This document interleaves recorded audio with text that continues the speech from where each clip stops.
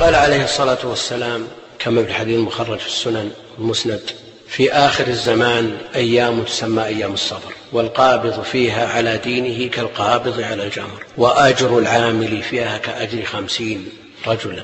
قالوا: منهم يا رسول الله ومنا؟ قال: منكم.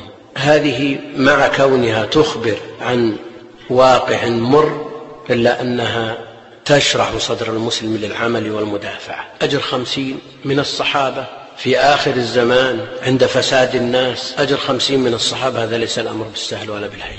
يقول ابن القيم رحمه الله تعالى في نونيته: هذا وللمتمسكين بسنة المختار عند فساد ذي الأزمان أجر عظيم ليس يقدر قدره إلا الذي أعطاه للإنسان. فروى أبو داود في سنن له، ورواه أيضا أحمد الشيباني، أثرا تضمن أجر 50 امرئ من صحب أحمد خيرة الرحمن،